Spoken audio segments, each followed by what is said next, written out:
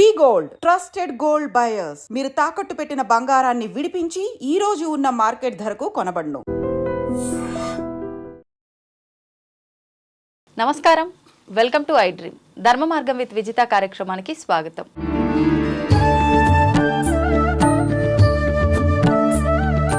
ప్రస్తుతం మనతో పాటు ఉన్నారు ప్రముఖ జ్యోతిష్య పండితులు బ్రహ్మశ్రీ నందిపట్ల శ్రీహరి శర్మ గారు. ఇప్పుడు గురువుగారితో మాట్లాడదాం.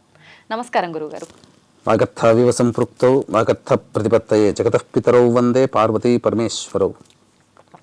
సదాశివసమారంభాం శంకరాచార్య మధ్యమాం అస్మదాచార్య పర్యంతం వందే గురు పరంపరాం. ఆదిత్యాయ చ సోమాయ మంగళాయ బుధాయ చ గురు శుక్ర శనిభ్యశ్చ రాహవే కేతవే నమః.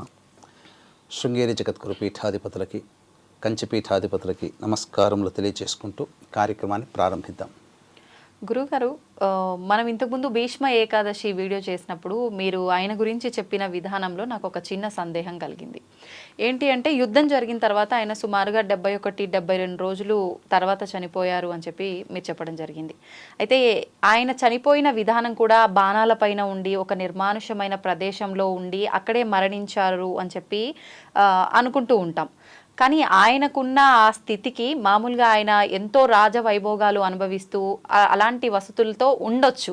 కానీ ఎందుకు ఇటువంటి ప్రదేశంలో ఎవరూ పక్కన లేకుండా ఇటువంటి ప్రదేశంలో మరణించడానికి గల ఆంతర్యం ఏంటి? అసలు దాని వెనకాల ఏంటి, ఏముంది? నిజంగా ఏదైనా ఉందంటారా ఆంతర్యం? అయితే వీక్షించేటువంటి ప్రేక్షకులు కూడా మీకు కూడా మీరు అడిగారు సందేహం కార్యక్రమం అయిన తర్వాత. ఎందుకంటే ఇట్లా అంటే దానికి గల సందేహం చాలా వివరణాత్మకంగా ఉంది. అసలు నిజంగా చెప్పాలంటే అసలు భీష్ముడి గురించి తెలుసుకోవాలి. భీష్ముడు ఎవరు? అష్టవసువుల్లో ఒకడు. మిగతా అందరూ కూడా శాపవశాత్తు ఈ మానవ జన్మ ఎత్తకుండా ఉండి ఉత్తరక్షణం పుట్టిన మరుక్షణంలోనే గంగ ద్వారా మోక్షాన్ని పొందారు. కానీ ఒక్క భీష్ముడు మాత్రం, అనగా గంగ పెట్టినటువంటి పేరు దేవవ్రతుడు. కాబట్టి అటువంటి భీష్ముడు ఈ యొక్క భారతావనిలో జన్మించడం, ద్వాపర యుగాంతం వరకు, అనగా యుగాంతం వరకు కాకపోయినా ద్వాపర యుగాంతం సుమారుగా ఉండడం, చాలా సంపూర్ణమైనటువంటి ఆయుష్ని పొంది ఉండి ఇచ్ఛామరణాన్ని పొంది ఉండి మరణించడం జరిగింది. అయితే మీరు అన్నట్టుగా ఆయన చనిపోయిన తర్వాత, అంటే ఆయనకి ఎప్పుడు భీష్ముడు దాదాపు 10 రోజుల దాకా యుద్ధం చేశాడు, 10-12 రోజులు. యుద్ధం అయిన తర్వాత మరి ఆయన రాజగృహంలో విశ్రాంతి తీసుకోవచ్చు. హంసతూలికా తల్పం, ఈనాడు మనం హైటెక్స్ పరుపులు అని అంటాం కదా, అట్లాంటి పరుపులలో మంచిగా హాయిగా పడుకోవచ్చు, రోజు సేద తిరవచ్చు. ఆయనకి ఇచ్ఛామరణం ఉంది కాబట్టి మాఘశుద్ధ ఏకాదశి రోజున చక్కగా సర్వాలంకార భూషితుడై ఏదైనా నదీ తీరంలో ప్రాణం వదలవచ్చు. కానీ ఎందుకు యుద్ధం అయిపోయిన తర్వాత కార్తీక మాసము అమావాస్య రోజున యుద్ధం ముగిసిపోయింది. కార్తీక మాసం అయిన తర్వాత మార్గశిర మాసం 30 రోజులు, పుష్యమాసం 30 రోజులు, మాఘమాసం 11వ రోజు, అంటే మొత్తం కలిపి 71 రోజులు. 71వ యుద్ధం అయిపోయిన 71వ రోజు వరకు, అంతకుముందు 8 రోజులు, అనగా మొత్తం దాదాపుగా ఇన్ని రోజులు ఎందుకు అతను నిర్మానుష్యమైన ప్రదేశంలో ఉన్నారు? ఎందుకు ఉండాల్సి వచ్చిందంటే, ఎప్పుడైనా గుర్తుపెట్టుకున్నామా, మనకు మహానుభావుల యొక్క చరిత్ర గనక తెలుసుకుంటే వాళ్ళు కర్మని అనుభవించారు, ఈయనను కర్మ అనుభవించాడు. ఆ కర్మ రాసిపెట్టి ఉండడం కాదు, కొన్ని తప్పుల వల్ల ఆయన చేసినటువంటి తప్పులు, అంటే ఆయనకు ఆయనే శిక్ష వేసుకున్నట్టే లెక్క. ఇప్పుడు మనకు రామకృష్ణ పరమహంస వారు తెలుసు అందరికీ, అలాగే అరుణాచలం రమణ మహర్షి వారు తెలుసు. వారిద్దరు కూడాను క్యాన్సర్ బాధిన పడి పోయారు. వాళ్ళు తలుచుకుంటే మంచి వైద్యం తీసుకొని దైవతానుగ్రహాన్ని పొంది ఆ క్యాన్సర్ని రూపుమాపి చక్కగా శరీరంతో ఇంకా కొన్నాళ్ళు జీవించి మరణించవచ్చు. కానీ కర్మ అనుభవించకుండా దాన్ని దేవతానుగ్రహంలో తొలగించుకుంటే ఆ కొద్ది కర్మను అనుభవించడానికి మళ్ళీ మనిషిగా పుట్టాల్సి వస్తుంది. భీష్ముల వారి చరిత్ర కూడా అలాంటిది. ఆయన బ్రతికుండగా 2 తప్పులు చేశాడమ్మా. ఏంటండి అవి? ఏంటి అనంటే, తన తమ్ముళ్ళైనటువంటి విచిత్ర వీర్యుడు, చిత్రాంగదుడు. చిత్రాంగదుడు చిన్నతనంలో చనిపోతాడు, విచిత్ర వీరుడు చనిపోతాడు. ఆ విచిత్ర వీరుడికి సంబంధించి వివాహం చెయ్యాలి అనుకున్నప్పుడు కాశీరాజు తన 3 కుమార్తెలకి స్వయంవరం ప్రకటిస్తారు. అంబ, అంబిక, అంబాలిక. 3 కూడాను భీష్ముడు అందరినీ ఓడించి, రాజులను ఓడించి తీసుకొని వస్తాడు. తీసుకొని వచ్చిన తర్వాత తమ్ముళ్ళకి వివాహం చేయమంటాడు, చేయిస్తాడు. అప్పుడు అంబ ఒకటి చెప్తుంది, ఏంటనంటే ఆల్రెడీ నేను ఒక అతన్ని ఇష్టపడ్డానండి, మీరు చెప్పలేకపోయాను అని అంటే, అయ్యో ఎందుకమ్మా నాకు చెప్పలేకపోయావు, నీవు నాకు చెల్లెలతో సమానము అని చెప్పి ఆమెని కాశీరాజుకి ఇంటికి దిగబెడతాడు. ఆమె సంతోషంగా ఎవరు ప్రేమించారో ఆయన దగ్గరికి వెళితే, ఆల్రెడీ నేను నిన్ను ప్రేమించాను, కానీ నువ్వు ధైర్యం చేయలేకపోవడం కారణం చేత నిన్ను స్వయంవరంలో గెలుచుకున్నారనంటే ధర్మం ప్రకారము నువ్వు అతనికి చెందిన దానివే, కాబట్టి నువ్వు వెళ్ళిపో, నేను నిన్ను స్వీకరించను అని చెప్పి ప్రియుడు వదిలేస్తాడు. అలాగా ఆమె జీవితం అయిపోతుంది. ఇటు ఆయన మళ్ళీ సరే మీ తమ్ముడు చేసుకోలేడు కదా, నువ్వైనా నన్ను వివాహం చేసుకోనంటే, నేను ప్రతిజ్ఞ చేశాను, నేను ఎలా చేసుకుంటాను చేసుకోను అంటాడు. అప్పుడు చాలా బాధపడిపోయి యోగము అనగా తపస్సు చేసి యోగాగ్ని చేత ఆ భీష్ముడు వల్లనే నా జీవితం నాశనమైందని చెప్పి పగబట్టి యోగాగ్ని చేత భస్మం అయిపోతుంది. అంబ చనిపోయి ఎక్కడ జన్మిస్తుంది? ద్రౌపది, ద్రుపదుడు వీళ్ళందరూ ఉన్నారు కదా, వాళ్ళ ఇంట్లో జన్మిస్తుంది. పుట్టడం పురుషుడిగా పుట్టిన మనకు భీష్ముని సంహరించాలి అనేటువంటి ఉద్దేశంతోనే కదా ఈమె పుట్టింది, కారణం పగతో. అందుకని స్త్రీ లక్షణాలు అప్పట్లోనే ట్రాన్స్జెండర్ ఆపరేషన్ జరిగింది ఆమెకి. ఈ రోజున పురాణాల్లో సైన్స్ అంటే అవే, కానీ అప్పట్లో అలాంటి శస్త్రచికిత్సలకు సంబంధించిన విధానాలు ఉన్నాయా? ఎందుకు లేవమ్మా, కుండలో పుట్టలేదమ్మా 100 మంది కౌరవులు. కృపాచార్యుడు టెస్ట్ ట్యూబ్ బేబీలు, ద్రోణాచార్యుడు భార్య కృపాచార్యుడు, వీళ్ళిద్దరు అన్నా చెల్లెళ్ళు టెస్ట్ ట్యూబ్ బేబీలు వాళ్ళిద్దరు. కాబట్టి పురాణాల్లో సైన్స్ గురించి మాట్లాడుకోవాలంటే దానికి చాలా ఎన్నో ఎపిసోడ్స్ కావాల్సి వస్తుంది. చాలా ఉన్నాయి, దాంట్లో అనేక రకాలైనటువంటి మర్మాలు ఉన్నాయి. ఈనాడు మనం గొప్పతనం కాదు. అలా ఆ విధంగా స్త్రీ లక్షణాలతో పెరుగుతుంది, శిఖండిగా మారుతుంది. తర్వాత ఈ యుద్ధానికి ప్రారంభానికంటే ముందు ధర్మరాజు అతని దగ్గరికి వస్తాడు. కృష్ణుడు చెప్తాడు, భీష్ముడు ఉండగా మీ తరం కాదు, మీరు ఓడిపోవాల్సిందే, తప్పదు అని. మరి ఏంటి కింకర్తవ్యం అని అంటాడు. నువ్వు పోయి ఇప్పుడు ఆయన మరణాన్ని ఆయన్నే అడిగి తెలుసుకోని పంపిస్తే, తాత మేము ఎట్లాగో గెలవలేము, నీ మరణం నువ్వు ఎలా ఆగిపోతావు యుద్ధంలో, నాకు కాస్త సెలవు ఇవ్వనంటే, అప్పుడు వీరులకు ఒక లక్షణం ఉంటుంది. గొప్ప యోధులకి వీరులకి ఏంటనంటే, ఆ వీరుడు సాటి వీరుడితోనైనా కానీ యుద్ధం చేయాలి, లేదు వీర వనితతోనైనా యుద్ధం చేయాలి. ఆడవారితోనైనా యుద్ధం చేయాలి. ఆడవారు కూడా యుద్ధం చేసిన వాళ్ళు ఉన్నారు, కానీ ఝాన్సీ లక్ష్మీబాయి చేయలేదా? కాబట్టి అటు ఇటు కాకుండా లక్షణాలు కలిగిన వాళ్ళతో యుద్ధం చేయరు. బాలులతో, బాలికలతో, అటు ఇటు కాని మగ ఆడ కాని వారితో యుద్ధం చేయరు అని చెప్తాడు. అప్పుడు మరి ఆ రోజుల్లో అటు ఇటు కాకుండా అంటే ఇక పురుషుడిగా పుట్టి స్త్రీగా లక్షణాలు కలిగినటువంటి వాడు శిఖండి. అందుకనే శిఖండిని అడ్డు పెట్టుకొని చేస్తాడు. ఆ విధంగా నేల కొరిగిస్తాడు. ఆ రోజు నుంచి దారభ్యత ఆయన ఆ అంపశయ్య మీదనే, బాణాల మీదనే పడుకుంటాడు. మొత్తం ఒళ్ళంతా బాణాలు ఉండగా నిస్సహాయుడైపోయి ఆ విధంగా అక్కడ ఉండాల్సి వస్తుంది. ఆ విధంగా యుద్ధము విరమించిన తర్వాత, అంటే ఆయన విరమించిన తర్వాత నిర్మానుష ప్రదేశం అక్కడ యుద్ధానికి దగ్గరలోనే అంపశయ్య మీద ఉండడం, ఆ విధంగా బాణాలు గుచ్చుకొని ఉండగానే బాణాలు కూడా తీయకుండా ఆ విధంగా ఉండాల్సినటువంటి పరిస్థితి వచ్చింది. ఇది మొదటి తప్పమ్మ. మరి రెండో తప్పు ఏంటి గురుగారు? రెండవ తప్పు ఏంటంటే, ఎందుకు ఆ విధంగా ఉండాల్సి వచ్చింది అంటే, నిజంగా ఆయన జ్ఞానాన్ని పొందిన జ్ఞానవంతుడు, ధర్మాత్ముడు. ఎందుకంటే ఆయన చేసిన తప్పుని, ఎవరైనా ఒక తప్పు చేశామంటే శిక్ష వెంబడే విధించుకోవాలి, ఎవరైనా ఎవరికి వారైనా కానీ. ఇప్పుడు ఒక చిన్న ఉదాహరణ తెలియచేస్తానమ్మా. ఎందుకు అంటే, మనకు కంచి పరమాచార్యుల వారు ఉన్నారు కదా, ఆయన సన్యాసి. ఎవరైనా పిలిచి భిక్షకు అడిగితే వెళ్ళాల్సిన వాడు. ఒక గొప్ప ధనవంతుడు భిక్షకు పిలిచాడు, వచ్చాడు, భోజనం చేశాడు.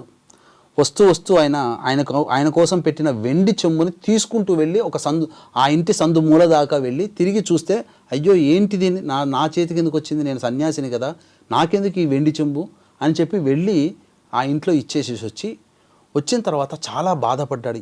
సన్యాసికి నాకు కోరికలు, మోహం ఉండకూడదు కదా, ఎందుకు నాకు ఈ వెండి చెంబు మీద మోహం కలిగింది అని చెప్పాను అన్నప్పుడు, అప్పుడు బాగా అమ్మవారిని అడిగితే, ఆయన మందు వ్యాపారం అనగా వైన్స్ షాప్స్ ఉంటాయి కదా, అప్పట్లో అటువంటి నడిపించి దాని ద్వారా ఆదాయాన్ని పొంది మనుషులని పీడించి డబ్బు సంపాదించాడు. ఆహా. అంటే మనుషుల ధనాన్ని దొంగతనం చేసినట్టే లెక్క. ఆయన ఇంట భోజనం చేసినందుకు ఆ లక్షణం ఆయనకు వచ్చి ఆ సందు దాకా ఆ వెండి చెప్పు పట్టుకోవాల్సిన పరిస్థితి వచ్చింది. అందుకని పరమాచార్యుల వారు ఎంతటి శిక్ష వేసుకున్నారంటే 3 రోజులు నిరాహారం తీసుకోలేదమ్మా. ఆహారమే తీసుకోలేదు. కటిక ఉపవాసంతో పాటుగా మంచినీళ్లు తాగి ప్రతి పూటకి కూడా గోమయాన్ని నాలికకి రాసుకొని ఆ యొక్క గోమూత్రంతో నోటిని శుభ్రపరుచుకొని 3 రోజులు ఉన్నారు ఆయన. అంటే ఏంటి శిక్ష? ఎందుకు ఇప్పుడు తాగకుండా ఉండటం, తినకుండా ఉండటం ఓకే, గోమూత్రంతో ఎందుకు అలా మొత్తం చేసుకోవడం? అంటే గోమూత్రంతో అంటే శుద్ధమా, గోవే సకల దేవతా స్వరూపం కాబట్టి సకల శుద్ధి ఆ విధంగా నిష్కల్మషమైన మనస్సుతో ఆ విధంగా ఆచరిస్తే శుద్ధి అవుతుంది. అలా ఈయన రెండో తప్పు ఏం చేశారనంటే, మనకు ఈ జూదం సమయంలో కౌరవ పాండవుల మధ్య ఉన్నటువంటి జూదం సమయంలో ఓడిపోతారు కదా పాండవులు. ద్రౌపదిని తీసుకుని వస్తారు. ఏకవస్త్రాన్ని తెలిసి ఋతుక్రమం అయిపోయిన మరుసటి రోజని తెలిసి నేను ఇంట్లో రాకూడదని తెలిసినని చెప్పినా కానీ దుశ్శాసనుడు బలవంతంగా తీసుకొని రావడం, అలా వివస్త్రను చేస్తూ ఉంటుంటే తట్టుకొని అడగలేక అందరినీ సభికుల్లో ఉన్నటువంటి అందరినీ అడుగుతుంటుంటే అందరూ తలకాయ ఉంచారు. ఆఖరికి భీష్ముని కూడా, తాత నీవు ఎందుకు చెప్పలేకపోతున్నావు, నీవు రక్షించేవాడివి కదా, నీకు ఇది ధర్మమా, ధర్మాన్ని చెప్పు ఆయన అంటే కూడా తలకాయ ఉంచుకుంటుంటాడు. అంటే అక్కడ ఏంటనంటే 2 ధర్మాలు ప్రతి మనిషికి ఉంటాయి. ఏదైనా ఒక సమస్య వచ్చినప్పుడు అది మానవతా ధర్మం ఉంటుంది, 2 రాజధర్మం. ఆయన మానవతా ధర్మాన్ని పక్కకు పెట్టి రాజధర్మాన్ని పాటించాడు. రాజధర్మాన్ని పాటించాడంటే దుర్యోధనుని కొలువులో ఆయన పనిచేస్తున్నందుకు, ఆయన ఆ స్థానంలో ఉన్నందుకు, ఆ కొలువులో ఉన్నందుకు ఆయన దుర్యోధనికి అనుకూలంగా ఉండాలి కాబట్టి ఆ విధంగా చేశాడు. కానీ అన్నిటికంటే మానవతా ధర్మం గొప్పది. అందుకనే కృష్ణుడు అంటాడు ఆ సమయంలో, అయితే ఇవన్నీ కూడా ధర్మరాజు అన్నీ అడుగుతుంటుంటాడు కదా భీష్ముడిని, అన్ని ధర్మ సందేహాలు చెబుతూ ఉంటుంటాడు కదా. ద్రౌపది పక్కన ఉండి కొంతసేపు అయిన తర్వాత గట్టిగా పక్కన నవ్వేస్తుంది. ఎందుకు నవ్వావమ్మా అని చెప్పేసి కృష్ణుడు కానీ అలాగే భీష్ముడు కూడా అడుగుతారు. తాత నువ్వు ఇన్ని గొప్పవైనటువంటి ధర్మ సూక్ష్మాలు చెబుతున్నావు కదా, మరి నీ ధర్మం ఎక్కడికి పోయింది? ఆ రోజు నేను వివస్త్రగా అవుతుంటుంటే ఎక్కడికి పోయావు? నా అన్న కృష్ణుడు ఉండబట్టి నన్ను రక్షించగలిగాడు, నువ్వు రక్షించే స్థానంలో ఉండి కూడా నువ్వు నన్ను రక్షించలేదయ్యే కదా, మరి ఇన్ని ధర్మాలు ఎలా చెప్తున్నావయ్యా, అది నీకు ధర్మం అనిపించలేదా అని అంటే, అందుకే కదమ్మా నేను చేసిన తప్పుని నేను ఈ రకంగా శిక్షించుకుంటున్నాను. నిజంగా ఆయన ఎండకు ఎండి వానకు తడిచి చలికి, మాఘమాసము జనవరి అంటే ఎంత చలి ఉంటుంది నార్త్లో, మళ్ళీ చలికి గజగజ వణుకుతూ ఎండకి ఎండుతూ వానకి అక్కడ అంటే వాన పడుతుంది అటువైపు, వానకి తడుస్తూ శరీరాన్ని నాశనం చేసుకున్నాడమ్మా. మహానుభావుడు, నరకయాతన అనుభవించాడు. ఎందుకంటే ఆమెకు చేసిన ద్రోహాన్ని ఈయన ఈ విధంగా ద్రౌపదికి చేసినటువంటి ద్రోహాన్ని ఈయనకి తనంతటి తానే శిక్ష విధించుకొని ఈ జన్మలలోనే ఆ తప్పుని కడిగేసుకున్నాడు. అసలు ముళ్ళ బాణాల మీద పెట్టినప్పుడమ్మా రోజు రోజుకి ఆ శరీర బరువుకి ఆ శరీరం దిగిపోతుంది కదా, కృంగిపోతుంది కదా, బాణాల్లోకి ఇంకిపోతుంది కదా. ఎంతటి రోజు రోజుకి ఎంతటి నరకయాతన. అందుకనే ధర్మరాజు దగ్గరికి తీసుకొని వస్తాడు కృష్ణుడు. ధర్మ సూక్ష్మాలు చెప్పవయ్యానంటే, నాకన్నా నీకన్నా గొప్పవాడినా నేను కృష్ణ, నువ్వు చెప్పొచ్చు కదా, అయినా కానీ నా శరీరము అనుకూలంగా లేదు, నేను బాణాలతో బాధపడుతున్నాను, వ్రణాలు అయిపోయినాయి, మొత్తము పుండ్లు అయిపోయాయి, చాలా ఇబ్బంది పడుతున్నాను, నా నోట మాట కూడా రావట్లేదు, క్షమించు కృష్ణ భగవాన్ అంటే, నీవు ధర్మ సూక్ష్మాలు చెప్పేంతవరకు, మరణించేంతవరకు కూడా నీకు నేను శరీరాన్ని స్వస్థత చేకూరుస్తున్నానని చెప్పి ఆయన వరమిస్తాడు కృష్ణుడు. వరమిచ్చిన తదుపరి అతనికి ఆ ఉన్నటువంటి బాధంతా పోయి ధర్మ సూక్ష్మాలన్నీ ధర్మరాజుకి అప్పగిస్తాడు. వ్యాసుడు అక్కడే ఉంటాడు, పాండవులు అక్కడే ఉంటాడు, కృపాచార్యుడు అక్కడే ఉంటాడు, అందరూ అక్కడే ఉంటారు. కాబట్టి ధృతరాష్ట్రుడు, గాంధారి, కుంతి వీళ్ళందరూ సమక్షంలో ధర్మ సూక్ష్మాలన్నీ తెలియచేసి ద్రౌపదిని ప్రాధేయపడతాడు. అమ్మ, ఒక స్త్రీవి, ఒక తల్లివి, నీకు చేసిన ద్రోహాన్ని నాకు క్షమించమ్మా, నేను నీకు పట్ల ద్రోహం చేశాను అంటే కృష్ణుడు కూడా అప్పుడు వచ్చి, భీష్మ నీవు మానవతా ధర్మాన్ని పాటించలేదు, ధర్మరాజు పాండవులు అంత గొప్ప వీరులు కూడా తలకాయ ఉంచుకున్నారు, నాకొచ్చినటువంటి కోపానికి ధర్మరాజులందరినీ కూడా నేను సంహరించేవాడిని, కానీ ద్రౌపది భీష్మ మీద ప్రతిజ్ఞ చేసింది, యుద్ధంలో దుశ్శాసుని రక్తాన్ని తాను జడకి రాసుకోవాలి అని చెప్పేసేసని ఆ రుధిరాన్ని ఆమె ప్రతిజ్ఞ నెరవేరడం కోసం మిమ్మల్ని బతికించాను, లేకపోతే మిమ్మల్ని భీష్ముడితో సహా ఆ కురుపాన్ అక్కడ ఉన్నటువంటి అందరినీ కూడా సంహరించాలి. ఎందుకంటే అన్ని ధర్మాల కంటే మానవతా ధర్మం గొప్పది. కాబట్టి ఒక ప్రాణి ఇబ్బంది పడుతున్నప్పుడు నీవు సహించి ఉండగలిగావు, అది ధర్మము కాదు అని చెప్పి నువ్వే గనక ఆ రోజు అడ్డుపడి ఉంటే ఇంత యుద్ధం జరిగేదా?